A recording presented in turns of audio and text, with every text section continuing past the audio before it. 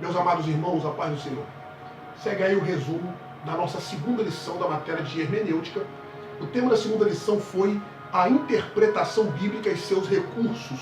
Nós vimos a importância do estudo da hermenêutica e da exegese. Nós vimos que para aprendermos a interpretar corretamente a palavra de Deus, nós precisamos estudar hermenêutica e dentro da hermenêutica estudar a exegese. Nós precisamos estudar porque dentro da Bíblia há pontos difíceis de se entender, né? O autor da primeira epístola de Pedro, capítulo 3, ele vai dizer que dentro da Bíblia há pontos difíceis de se entender, a qual os indoutos e os inconstantes distorcem para sua própria condenação e assim também fazem com as outras escrituras. Então nós precisamos estudar minuciosamente a arte de interpretação bíblica e aprendemos a fazer uma exegese. E nós vimos que o soldado, a arma principal do soldado na Bíblia é a espada. E se ele não souber manejar essa espada, ele vai correr o risco de morrer na batalha. Nós vimos também sobre a hermenêutica e a exegese. A hermenêutica, podemos dizer assim, que é a teoria da interpretação. A exegese é a prática. Nós estudamos esses dois tópicos aí pormenorizados. Vimos também sobre a exegese bíblica. O que é a exegese? Exegese é uma palavra grega que significa junção de duas palavras gregas, que significa tirar para fora ou extrair do texto. Ou seja, a exegese é o estudo minucioso do texto para descobrir o seu real significado. E não é apenas uma mera exposição ou um comentário superficial do texto. Não, a exegese é um comentário crítico do texto. O exegeta busca o verdadeiro sentido do texto. Ele não se contenta com algo raso, entre aspas. Ele quer o verdadeiro sentido, o real sentido do texto.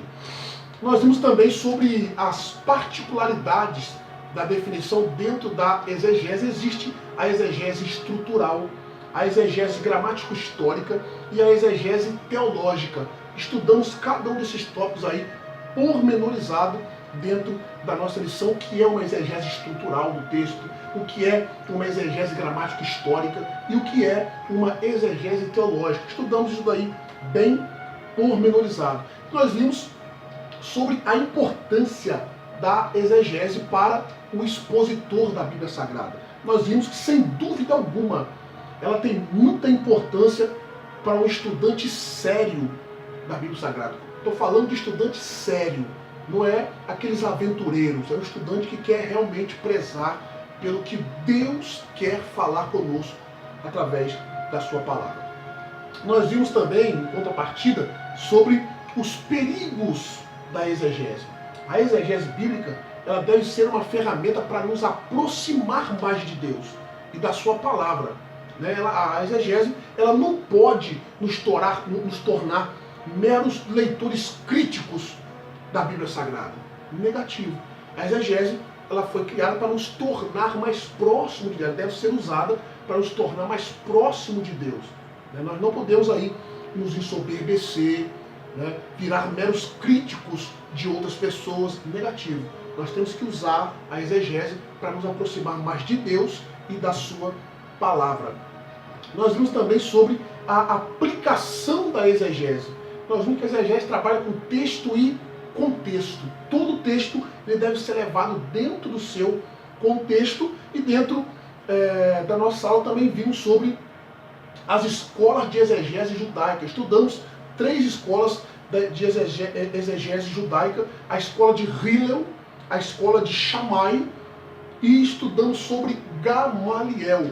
Por exemplo, nós vimos aquela referência que Paulo fala sobre que a letra mata e o espírito vivifica.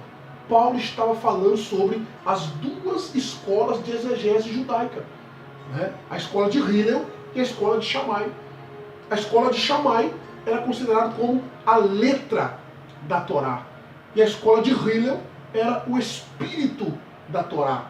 Então nós vimos isso aí também naquela lição, na nossa lição, daquela forma bem minuciosa.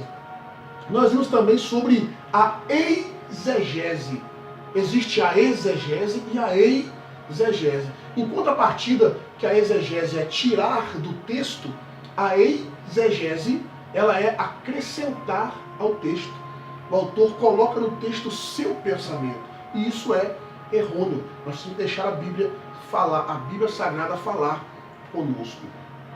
Como surgiu a exegese? A exegese, a primeira exegeta, entre aspas, da Bíblia foi Eva.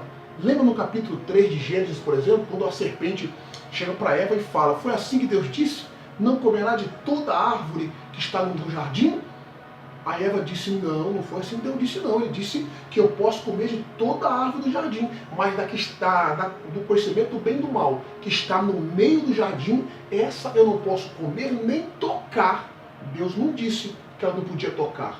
Se você ler Gênesis 2,17, Deus não disse que ela não podia tocar na árvore. Ela acrescentou essa frase ao texto. Isto é uma exegese, é acrescentar ao texto bíblico.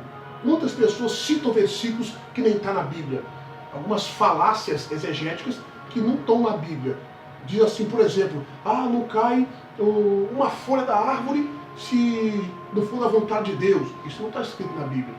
Deus ajuda quem cedo madruga. Isso não está na Bíblia. Isso é um acrescento ao texto bíblico. Isso é um pensamento chamado de jargões, né? Mas a exegese, você colocar, acrescentar o seu pensamento dentro do texto, que é errôneo.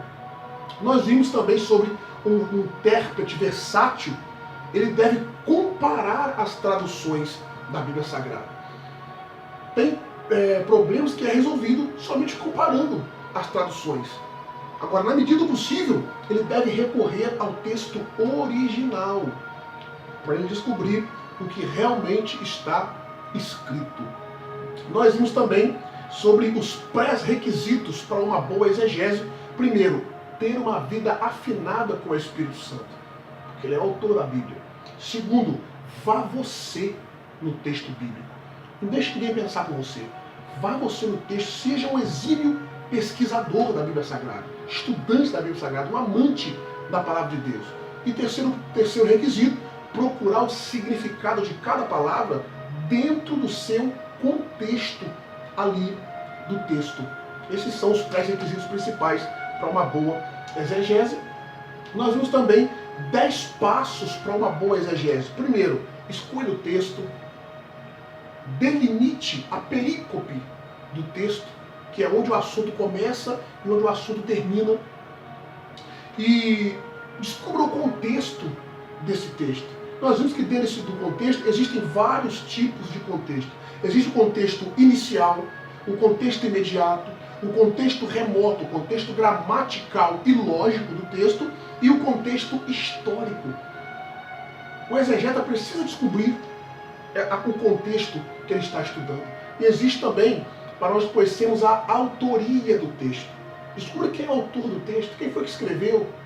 Descubra a data em que está sendo falado, escrito aquele texto, para quem o autor enviou aquele livro ou aquela carta. Descubra, faça uma análise morfológica do texto. E faça também uma tradução do texto, direto dos originais. Viu? Faça uma tradução sem ferir o pensamento do autor. Viu? E faça uma análise lexicográfica do texto. E faça um esboço do texto. Esses são os 10 passos fundamentais para uma boa exegese. Estudamos isso aí também pormenorizado na nossa lição. Nós vimos também sobre a importância desses 10 passos para um intérprete da Bíblia, é que ele vai ser fiel ao pensamento do texto. Com esses 10 passos aí, nós finalizamos a nossa lição para que possamos praticar a nossa exegese, e na terceira lição nós vamos aí descobrir alguns fatores importantes que vai nos auxiliar na interpretação bíblica. Amém? Deus lhes abençoe. Forte abraço. Baruch Hashem.